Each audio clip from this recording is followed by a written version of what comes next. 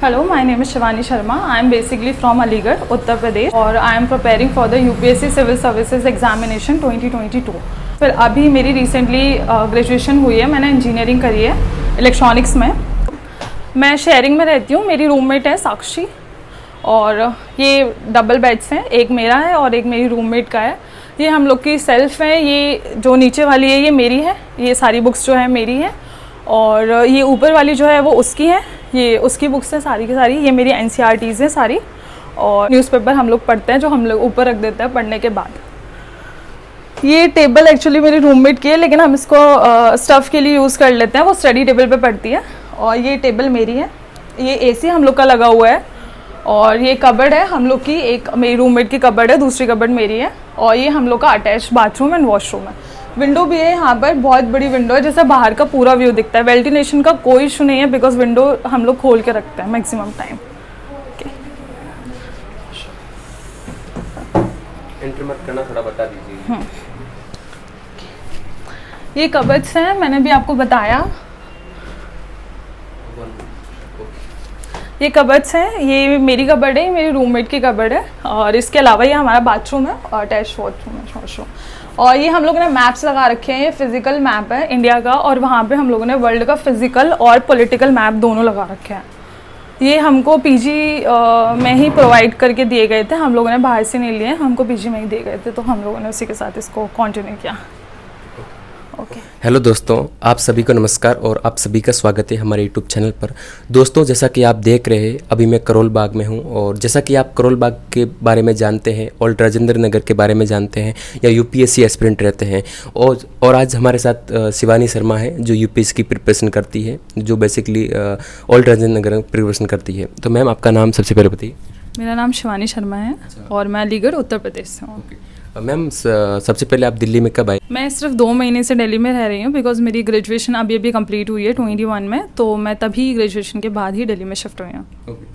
Hello everyone, यदि आप UPSC की तैयारी करना चाहते हैं तो अनअकैडमी आपके लिए लेकर आया है बहुत ही सुनहरा मौका, जिसमें आपको मिलता है 25% भारी डिस्काउंट तथा साथ ही साथ अगर आप 10% का और डिस्काउंट पाना चाहते हैं तो आप हमारा कोड SVU इस्तेमाल करना ना भूलें। इस कोर्स का नाम है +GS plus optional and iconic GS plus optional. इस कोर्सेज में एनरोल होने के लिए डिस्क्रिप्शन में दिए गए लिंक पर आप जा सकते हैं। दोस्तों, साथ ही साथ अनअकैडमी आपके लिए लेके आया है UPSC कॉम्बैट, जिसमें आपको मिलती है स्कॉलरशिप। यदि आपकी रैंक 1 2 3 आती है तो अनअकैडमी के सारे सब्सक्रिप्शन आपके लिए फ्री है। यदि आपकी रैंक 4 to 10 आती है 75% स्कॉलरशिप, और यदि आपकी रैंक 11 to 50 आती है तो 50% स्कॉलरशिप, तथा यदि आपकी रैंक 51 to 500 आती है तो 25% स्कॉलरशिप। तथा अनअकैडमी आपके लिए लेके आया है UPSC CSC अल्टीमेट सरप्राइज, जिसमें जो हिंदी माध्यम में भी उपलब्ध है, जिसमें 20 बुक्स अवेलेबल है जो UPSC के एक्सपर्ट्स द्वारा लिखी होती है, जिसकी वर्थ 10,000 होती है।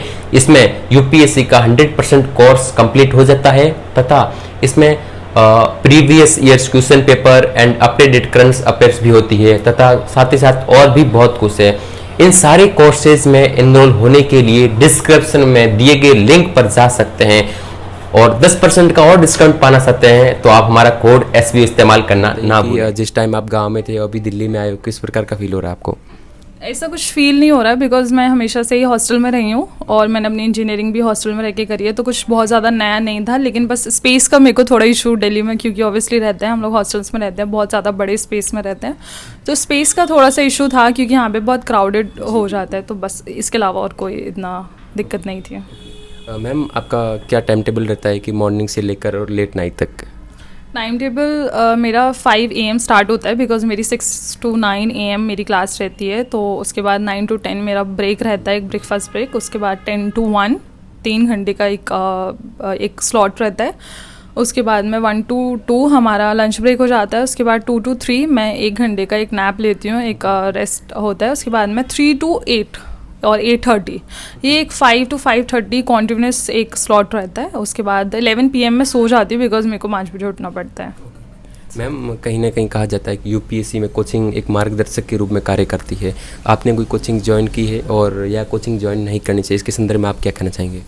कोचिंग का बहुत ज़्यादा फ़र्क नहीं पड़ता क्योंकि वो डिपेंड करता है आपके ऊपर। जैसे मुझे हमेशा से पता थी कि मुझे कोचिंग लेनी है बिकॉज मैं साइंस बैकग्राउंड से हूँ, मैंने ये सब्जेक्ट कभी नहीं पढ़े हैं, तो मुझे इम्पॉर्टेंट लगा कोचिंग लेना। तो अभी कोचिंग जो है वो ऑनलाइन है because of the Covid issues, उसके बाद में ऑफलाइन हो जाएगी, कोविड इश्यूज़ जैसे ही नॉर्मल होंगे तो दैन। मैम एनसीईआरटी आप किस प्रकार पढ़ते हो, या आपकी कोचिंग में एनसीईआरटी पढ़ाई जाती है, या फिर जैसा कि आपने बताया आप इंजीनियरिंग के क्षेत्र में थे और अभी आर्ट्स के क्षेत्र में है, तो आपको मतलब सभी नया नया लग रहा है, तो आप किस प्रकार इम्प्रूव किया एनसीईआरटी? एनसीईआरटीज़ कोचिंग में तो आई थिंक किसी भी कोचिंग में एनसीईआरटीज़ नहीं पढ़ाई जाती हैं। एनसीईआरटीज़ आपके खुद के बेस के लिए होती हैं, और जब आप साइंस बैकग्राउंड से हो और आपको कुछ भी बिल्कुल बेस नहीं है आपका, तो उस टाइम पे आपको एनसीईआरटीज़ पढ़ना बहुत ज़्यादा इंपॉर्टेंट हो जाता है। मैंने 6th क्लास की एनसीईआरटी से स्टार्ट किया था, बिल्कुल बेसिक से, 0 से। तो 6 to 12 एनसीईआरटीज़ मैंने पहले पढ़ी हैं हर सब्जेक्ट की, उसके बाद स्टैंडर्ड बुक्स पे मैंने मूव किया है। मैम आपका ऑप्शनल क्या है? मेरा ऑप्शनल सब्जेक्ट जो है वो सोशियोलॉजी है बिकॉज मैंने इलेक्ट्रॉनिक्स में इंजीनियरिंग करी है और इलेक्ट्रॉनिक्स ऑप्शनल में होता नहीं है, इसलिए मैंने सोशियोलॉजी लिया। आपका मीडियम कौन सा है मैम? मेरा इंग्लिश मीडियम है। मैम आप गर्ल्स थे और दिल्ली में फ़र्स्ट टाइम आए, तो आपको क्या थोड़ा अलग फील हुआ या फिर कोई दिक्कत नहीं आई फर्स्ट टाइम? दिल्ली में आना डिपेंड करता है आपको कैसा फील होता है जब आप उस चीज़ को एंजॉय करते हो। अभी एंजॉय हम लोगों ने कुछ किया नहीं है क्योंकि हम लोग सिर्फ पीजी में रहते हैं, 2 महीने से हम पीजी में हैं। इसके अलावा बाहर भी मार्केट अगर जाना होता है तो यहाँ पर ही लोकल मार्केट्स हैं, वहाँ पे ही जाते हैं। तो कुछ ऐसा दिल्ली में जाने के लिए कहीं गए नहीं, कुछ किया नहीं, तो ऐसा कुछ अलग फीलिंग है नहीं दिल्ली वाली। पीजी का क्या रेंट है? जैसे कि आप एक रूम में 2 लड़कियाँ रह रही हो, तो इस पीजी का क्या रेंट है? इस पीजी का जो पर पर्सन रेंट है, मतलब वो रूम के हिसाब से वेरिएशन है। यहाँ पे 8,000 का भी रूम है और 15,000 का भी रूम है। ये जो रूम है वो 10,000 पर पर्सन है बिकॉज ये विंडो साइड रूम है, यहाँ पे बाहर का पूरा दिखता है, वेंटिलेशन का कोई इशू नहीं है। तो 10,000 मैं इसके लिए पे करती हूँ। इसके अलावा इलेक्ट्रिसिटी और फूड ये सब एक्सक्लूड है। इसमें वाईफाई, मेंटेनिंग, क्लीनिंग और जो भी किचन विचन ये सब इसमें है। अंत में क्या सजेशन देना चाहेंगे जो लड़कियाँ अभी दिल्ली आ रही है? दिल्ली आने के लिए मैं यही बोलूँगी, इम्पॉर्टेंट हो जाता है बिकॉज पढ़ना, हम लोग पढ़ाई घर पे भी कर लेते हैं लेकिन हम अवेयर नहीं हो पाते चीज़ों के लिए। नॉलेज हो जाती है लेकिन अवेयरनेस जो है वो वहीं आके मिलती है जहाँ पे उस चीज़ का एनवायरनमेंट होता है। तो आपको दिल्ली आना नीड हो जाता है बिकॉज आपको अवेयरनेस चीज़ों की यहाँ पे आके होती है। तो इम्पॉर्टेंट है। दिल्ली के बारे में बहुत सारी मिथ होती हैं कि अनसेफ है, सिक्योरिटी यहाँ पे इशूज़ हैं, तो वो डिपेंड करता है आपके ऊपर कि आप किस तरीके से यहाँ रहते हैं, आप किस तरीके से यहाँ के रिसोर्सेज को आप उनको यूटिलाइज़ करते हैं। आप अगर गलत तरीके से करेंगे ऑब्वियसली वो उसके नेगेटिव कॉन्सिक्वेंसेज ही होंगे। अगर आप एक अच्छे तरीके से यहाँ पे रहेंगे तो कोई इशूज़ नहीं होता। सारी लड़कियाँ रहती हैं और कितनी सारी लड़कियाँ यहाँ पे रहती हैं। दोस्तों अगर वीडियो पसंद है प्लीज़ वीडियो को लाइक करें और हमारे चैनल को सब्सक्राइब करना ना भूलें।